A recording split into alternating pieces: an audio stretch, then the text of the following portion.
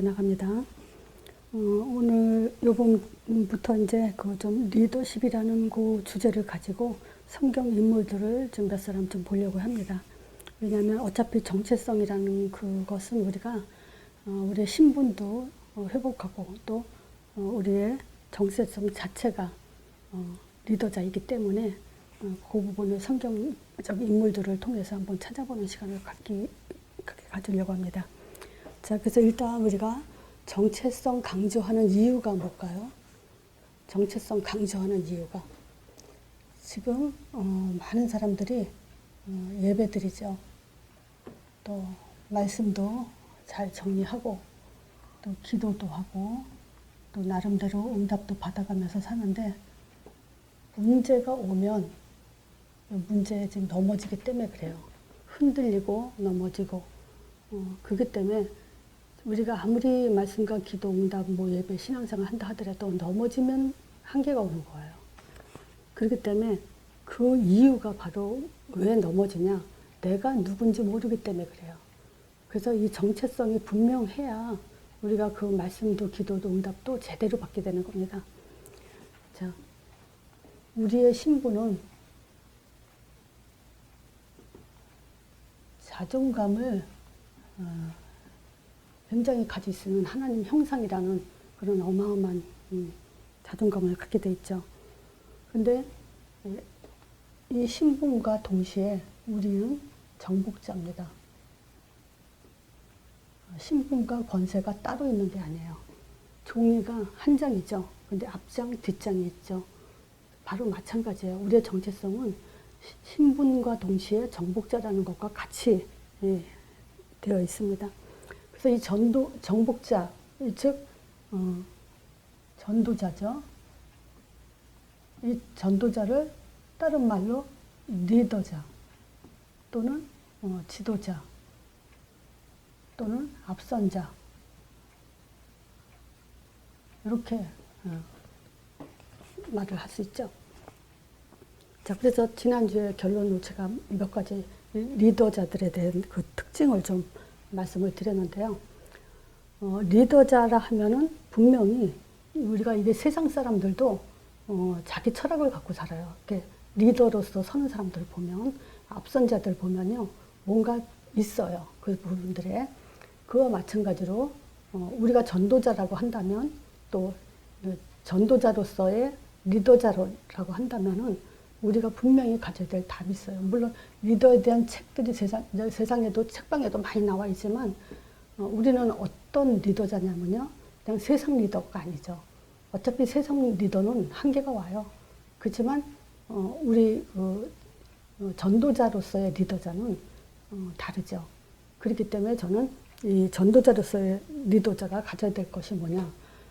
분명한 메시지가 있어야 됩니다. 세상 말로는 자기 철학을 갖고 있어야 되죠. 즉, 그래서 이 메시지가 개인화되어야 돼요. 내가 흔들린다. 문제가 오면 그 문제가 두렵다. 그 문제 앞에 우리가 넘어졌다, 흔들렸다, 막 이런다. 그러면 아직 개인화가 안 된 거예요. 그래서 이 메시지는 반드시 사도행전 1장 8절 예수님의 마지막 말씀 이것이 답으로 결론이 나 있어야 돼요. 자, 이 답은요, 그 어떤 것도 걸림돌이 될 수 없는 정도의 답이에요. 그리고 미래에 대한 목표, 즉 성령 인도죠. 방향이라고도 할 수 있죠. 자, 근데 여기에는요, 시대를 보는 눈을 가지고 있어야 됩니다. 그래야 지난번에도 말씀드린 것처럼 우리가 지도자라 리더자로 앞선자로 살기 위해서는 앞으로 지금 많은 세상 시스템들, 경제 시스템이나 이런 것들이 많이 바뀔 거예요. 지금도 이미 코로나로 인해서 지금 많이 바뀌고 있거든요. 그리고 4차 산업 시대를 들어서기 때문에 이제 우리가 시대를 봄으로써 우리 자녀들에게는 정말 모든 사람들이 하는 일, 또 모든 사람들이 가는 길을 가서는 안 돼요. 아무도 갈 수 없는 길, 아무도 할 수 없는 일을 찾아내야 돼요. 그래야 우리가 미래를 갈 수 있어요. 그러기 위해서는 시대를 보는 눈을 가져야 됩니다. 또 지도자, 리더자는 함께하는 자예요. 자, 함께하는 자는 이 사람과 인간관계 함께할 때는 꼭 필요한 것이 뭐가 있냐면 굉장히 지혜가 필요해요. 그래서 설득력도 있어야 되고 또 우리가 같이 끌고 갈 수 있는 힘도 있어야 되고. 그래서 바울 같은 경우는 그랬죠. 바울은 그 이방인들에게는 이방인답게 행동을 했고 헬라인 또 그 유대인 이런 사람들을 만났을 때 그 사람들다운 그런 수준에서 사람들을 관계를 했어요. 굉장한 지혜가 필요하죠. 자, 그러면서 힘을 가져야 되죠. 확신 또는 힘을 가진 자.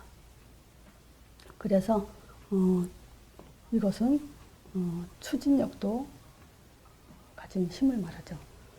그래서 리더에 대한 것을 제가 대강 이렇게 정리를 하지만 또 이거 외에 또 많은 얘기들이 있어요. 리더자들이 가져야 되는 그런 것들이. 그래서 우리가 이 네 가지 리더십에 대해서 제가 말씀을 드렸는데요.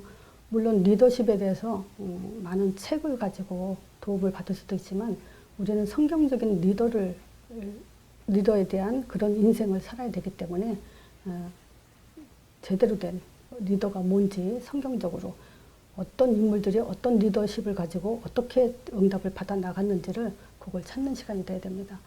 그래서 지금 제가 여기서 말씀드릴 때 기본 거, 인간으로서 기본적인 거, 상식적인 것은 말씀드리지 않았어요. 이건 당연히 인간은 인간답게 살아야 되고 거짓말하지 말아야 되고 죄를 짓지 말아야 되고 나쁜 짓 하지 말아야 되고 그건 기본이고 상식이잖아요. 자, 근데 의외로 많은 사람들이 시기심을 많이 갖고 있더라고요. 그 질투, 또 의외로 메시지 가지고 교만에 빠진 사람들도 있고, 그리고 또 의외로 지금 언행 일치가 안 되는 사람이 있고, 또 책임감 없기도 하고, 자, 이런 거로 결국 뭐가 되냐면요, 한계가 와요. 이 시기 같은 경우는 예를 들면 요셉의 형들, 시기심 때문에 복음을 막고 오히려 악행을 하게 되죠. 또 그 사도행전 5장에 보면요, 사두개인하고 그 대제사장들 이런 사람들이 사도들을 시기함으로 인해서 핍박을 하고 감옥에 가두고 이렇게 이제 사도들을 죽이려는 그런 일들을 벌이고 있죠. 결국 우리가 복음 안에서 시기, 질투, 이런 교만 같은 경우는 오히려 복음을 막는 악행을 저지르게 돼요. 근데 이거는 사람이 당연히 하지 말아야 되는 기본적인 상식인데도 불구하고 이게 안 되는 사람들이 있어요. 그래서 바울은 고린도전서 9장 27절에 보면 자기 자신을 쳐서 복종케 한다 그래요. 왜냐? 남에게 복음을 전한다면 오히려 자기는 버림받을까 두렵다고 얘기까지 하죠. 그 정도로 우리는 전도자로서 우리는 뭐냐, 나 자신을 굉장히 훈련하고 정말 나를 쳐서 복종시키는 그런 일에 우리가 집중 좀 할 필요가 있어요. 메시지는 계속 들음으로 인해서 답이 되고 성령님도 받게 되고 전도자의 삶으로 지금 개인화시키고 있잖아요. 근데 문제는 뭡니까?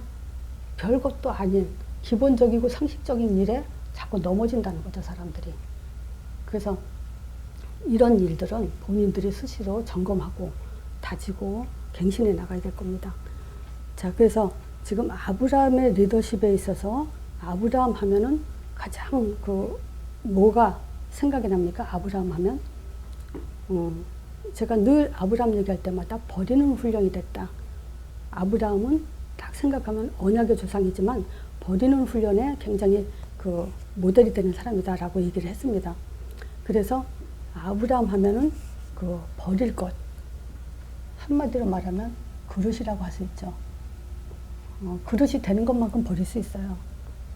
자, 뭘 버렸냐? 하나님이 떠나라 그랬어요. 어딜 떠나라냐? 본토, 친척, 아비집. 자, 이거를 떠나라 해서 본토는 우상도시를 말하죠. 친척은 아들이 없기 때문에 그 아들 삼으려고 조카 롯을 데려가느라고 하나님은 아시고 그 조카도 데려가지 말라 그랬어요. 그리고 아비집에서 떠나라. 이 말은 단지 그 환경만 바꾸라는 게 아니에요. 환경에서만 떠나라는 말이 아니에요. 영적 배경, 정신적 배경, 육신적 배경을 바꿔버리라는 거예요. 완전히 다 끊어버려라. 새롭게 되라. 갈라디아서 2장 20절이죠. 우리가 그리스도와 함께 십자가에 못 박혔죠. 그런즉 우리는 이제 내가 사는 것이 아니라 그래요. 바울이 고백한 거예요. 내가 사는 것이 아니기 때문에 우리는 나를 죽여야 돼요. 누가복음 그 5장에도 보면요. 새 포도주는 새 부대에 담는다 그러죠. 그래서 우리가 바꾸지 않고서는요. 정말 귀한 것을 담을 수가 없어요. 바꾸는 것만큼 우리는 담게 돼 있어요. 왜냐면요. 사단의 통로가 되기 때문에 그래요. 예수님도 시험한 사단이 우리는 시험 안 하겠어요? 근데 우리는 여기서 이 세 가지에서 종로로 타는 인생을 살게 되죠. 우리가 많이 알죠. 저기 마태복음 4장에 예수님이 40일 동안 굶주렸을 때 예수님을 시험했던 그 내용이 뭐죠? 의식주였죠. 돌 가지고 떡 만들어 먹어봐라. 그리고 또 명예욕.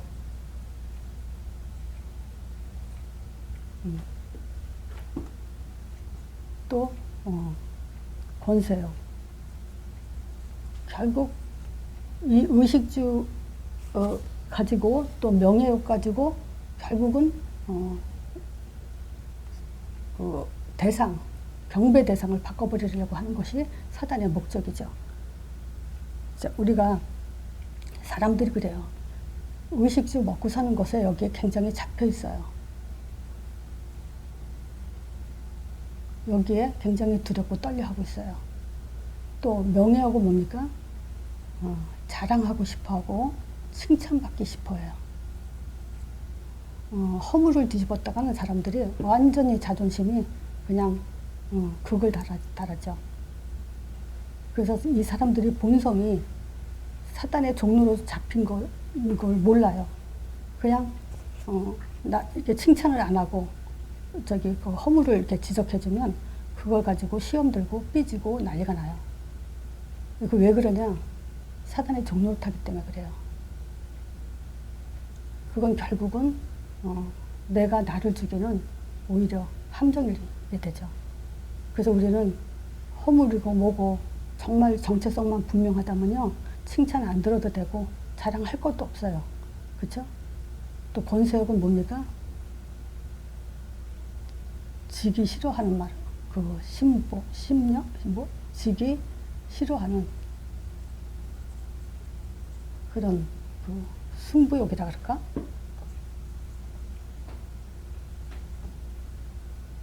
또는 지배력이라 할까? 결국 다 사람들이 이런 데서 지금 사단의 통로를 당하고 있어요. 자, 보세요. 버릴 것을 버리지 못하고 사단이 우리를 통로로 삼아서 이런 것들 가지고 종로로 타게 되면요. 하나님은 시험을 주세요. 무슨 시험을 주냐? 아브라함한테 한 시험이 뭐죠? 사랑하는 거. 창세기 22장이죠. 하나님이 그 아브라함한테 네가 사랑하는 독자 이삭을 바치라 그러죠. 사랑이라는 것은 우상이죠. 독자라는 것은 유일하다는 거고 이삭이라는 것은 기쁨, 웃음, 기쁨이라는 거죠. 네가 유일하게 우상으로 기뻐하는 것을 바쳐라 이 얘기하는 거죠. 근데 이게 말이 그렇지 하나님은 아시잖아요. 내가 무엇을 가장 우상시하고 있는지. 여기 아브라함한테도 마찬가지예요. 하나님은 아브라함이 뭘 가장 우상시하는지를 알아요. 그걸 딱 버리라고 시험을 주는데 생각을 해보세요. 이게 오직 하나밖에 없는 아들을 바치려는데 이게 어느 부모가 이것을 할 수 있겠어요. 엄청난 시험이죠. 이게 시험 중에 가장 큰 시험이죠. 또 우리가 사람들이 꽂힌 것이 있어요. 평소에는 몰라요. 근데 문제가 왔을 때 거기 어디에 꽂혔구나라는 것이 드러나죠. 어떤 사람에게는요, 굉장히 돈이 꽂혀 있는 사람이 있어요. 또 가족에 꽂혀 있는 사람이 있고, 또 중독, 이런 것들은 보이는 거죠. 중독 그러면 뭐가 생각납니까? 술, 게임, 마약, 음란, 이런 것들에 지금 꽂혀 있어가지고 하나님의 시험 속에서 통과하지 못하고 결국 여기서 죽어가는 사람들이 많죠. 근데 하나님은 보세요. 버리지 못하는 사람에게 결국 시험을 통해서 버리게 하죠. 근데 버린 사람이 있고 못 버린 사람이 있어요. 근데 아브라함 같은 경우는요, 잘못 받은 응답이 있어요.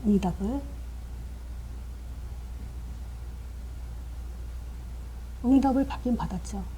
근데 잘못 받은 응답이 있어요. 여러분들에게도 마찬가지입니다. 응답을 받긴 받았어요. 근데 잘못 받은 응답이 있어요. 근데 이 잘못 받은 응답도 지속돼요. 거기에 대한 대가도 있고요. 자, 첫 번째 뭐냐면요. 창세기 15장, 헷불 언약이죠. 창세기 14장에 그 조카 롯이 이제 그 지역에서 전쟁에 포로로 끌려갔을 때 아브라함이 그 가병 318명을 데려가서 엘람 동맹국을 격파하고 나서 롯을 찾아왔죠. 근데 15장에 하나님이 이상 중에 나타나서 이런 말이에요. 아브라함아 두려워 마라. 이런 말을 해요. 왜 두려워하지 말라 그랬냐. 지금 그 동맹국을 격파하고 난 후에는 오히려 또 이 사람들이 반격해 올까봐 지금 떨고 있는 상태거든요. 그때 하나님이 이제 두려워하지 말라면서 나는 너의 방패다. 내가 막아줄 거다. 그리고 나는 너의 지극히 큰 상급이다. 이런 말을 하죠. 그러면서 이제 자손을 줄 것과 땅을 기업으로 준다는 얘기를 했어요. 근데 땅을 기업으로 준다 할 때 아브라함은 불신앙. 땅을 내게 기업으로 준 내가 어찌합니까? 라는 불신앙을 하죠. 그걸로 인해서 400년 동안 자손이 이방인의 객이 돼서 그 이방인들 통해서 고통을 받을 거라고 얘기를 해요. 자, 불신앙의 응답을 받으면 안 되죠. 창세기 16장에 그 하갈이라는 그 사라의 몸종을 통해서 인본주의를 쓰게 되는데 그 인본주의에서 어떤 일이 벌어지냐. 불신앙의 열매가 나오죠. 그 불신앙의 열매가 바로 이스마엘이에요. 이스마엘은 이슬람교의 시조죠. 지금도 사실은 종교전쟁이에요. 아직도 이스라엘, 유대인과 그 이슬람이 계속 그 후손들이 전쟁을 하고 있죠. 이건 지금 계속 잘못 받은 응답이 지속되고 있는 그것을 우리가 실질적으로 보고 있는 거죠. 근데 진짜 참응답을 받았어요. 아브라함이 이삭을 바침으로 인해서. 자, 시험을 어떻게 통과할 수 있을까요? 믿음밖에 없어요. 하나님은 다 하시는데 딱 한 가지만 요구하세요. 그것이 믿음입니다. 그래서 겨자씨만한 믿음만 있어도 너희가 응답을 이 산더러 저 산으로 던지기를 하면 옮겨갈 거라고 얘기를 하죠. 근데 이 시험 속에서 믿음과 또 다른 말로 뭐냐면 바로 아브라함은 순종을 했다는 거예요. 그 순종과 믿음은 같은 얘기죠, 사실은. 그래서 창세기 22장에 이삭을 바치라 할 때 순종을 하는데 그 순종했다는 그 내용에서 우리가 참 굉장히 은혜 받을 수 있는 그 내용이 뭐냐면 네가 사랑하는 그 유일한 이삭을 바쳐라, 독자 이삭을 바쳐라 했을 때 22장 3절에 보면요, 아침에 일찍 이런 말을 해요.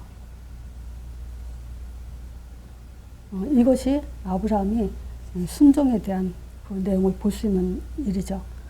아침에 일찍 일어나서 5절에 사환에게 가서 내가 아이와 함께 가서 경배하고 돌아온다 그러죠. 아니 이삭 바치러 가면서 어떻게 둘이 같이 올 거라고 그 믿음을 가졌을까요?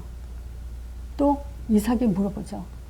불과 나무는 가져가는데 번제할 어린 양은 어디 있냐 했을 때 지금 아브라함이 뭐라고 하냐면 하나님이 친히 준비하신다. 이런 내용이 있어요. 이랬을 때 이걸 통해서 아브라함은 진짜 참 응답을 받을 수밖에 없는 그런 이제 모습을 볼 수 있죠. 그래서 요걸 가지고 우리는 히브리서 17장과 19절에 아브라함의 믿음을 좀 볼 필요가 있어요. 그래서 아브라함은 그 히브리서 11장이에요. 하나님한테 시험 받을 때 믿음으로 이삭을 드렸다 그래요. 역시 믿음이죠. 그 믿음은 또 순종을 할 수 있는 거죠.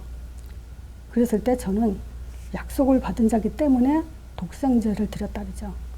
그래서 저에게 이미 말씀하시기를 네 자손이라 칭할 자는 이삭으로 말미암을 거라는 그 믿음을 기억하고 있었고 늘 잊지 않고 있었고, 또 하나님이 아브라함은 하나님이 죽은 자 가운데 다시 살리실 걸 믿었다 이런 말을 해요. 말하자면 아브라함의 신앙은 십자가와 부활신앙이다. 그 신앙을 가졌어요. 그래서 우리의 신앙의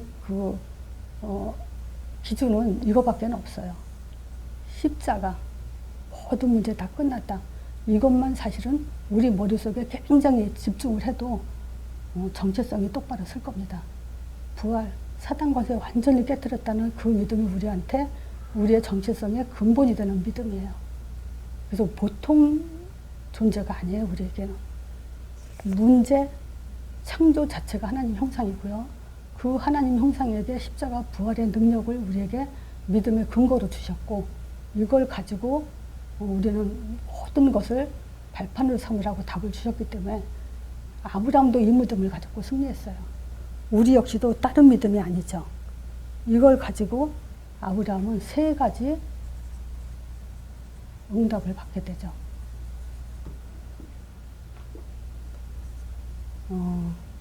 14절에 창세기 22장 14절에 여호와 이래, 하나님이 정말 너를 위해서 준비하셨다는 그 여호와 이래.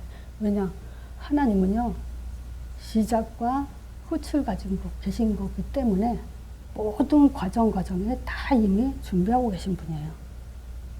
또 2번째 응답은 뭐냐, 17절이죠. 내가 너로 큰 복을 주고 내 씨로 크게 성하게 해서 하늘의 별과 같이 바다의 모래같이 하는데 내 씨가 대적의 문을 얻으리라. 모든 흑암 권세가 꺾이는 응답을 받으리라 그랬죠. 또 3번째 응답은 뭐냐, 18절 후손에 대한 복이에요. 근데 여기서 중요한 것은요, 네가 만민이 내 씨로 말미암아 복을 얻을 건데 나의 말을 네가 준행했기 때문에, 말씀을 준행했기 때문에. 자, 여러분들은 지금 어떤 말씀을 준행하고 계십니까? 이거를 굉장히 머릿속에 놓치지 않으면 안 돼요. 기도하고 예배드리고 헌신하고 다 하죠. 다 하는데 이 말씀에 우리가 집중하지 않고 이 길을 가지 않으면 우리는 결국은 종교가 됩니다. 내가 종교냐 아니냐, 이거 여기에 달렸어요. 그래서 지금 그 후손들이 이삭 그러면 뭐가 생각납니까? 이삭. 아브라함의 아들 이삭에게는 이삭 역시 순종하는 그런 응답을 받았죠. 그래서 100배, 3배 근원이라는 응답을 받고요. 야곱은 이스라엘이라는 승리라는 이름을 얻게 되죠. 요셉 문제 정복, 모든 문제 정복하는 그런 응답을 받았죠. 아브라함은 십자가 부활의 신앙을 가지고 대적의 문을 얻고 그 자손들이 계속 승리하는 문제를 정복하는 응답들을 받게 됐어요.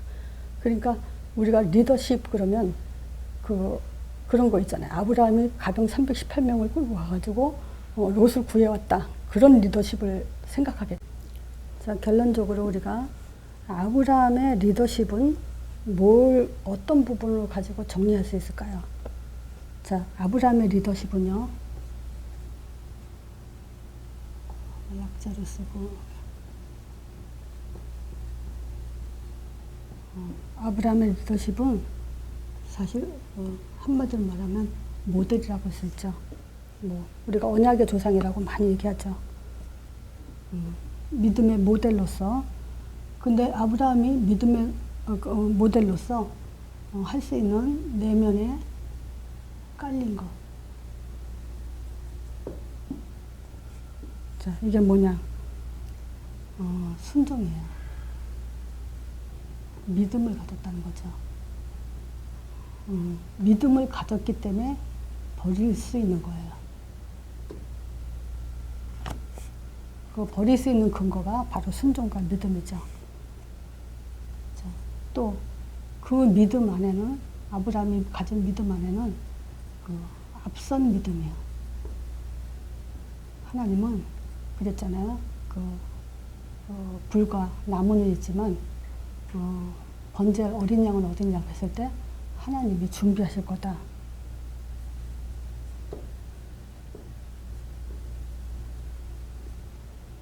이 믿음을 가졌죠. 그리고 아브라함은 양보할 수 있었어요. 그 정도의 리더십 또는 정체성을 가졌다고 할 수 있어요. 어디서 볼 수 있냐면요. 창세기 13장에 9절에 롯과 헤어질 때 그랬죠. 네가 좌하면 내가 우하고 네가 우하면 내가 좌한다. 그러니까 네가 가는 대로 나는 반대로 갈 테니까 네가 먼저 선택하라. 양보할 수 있어요. 양보할 수 있었던 그런 리더십이었어요.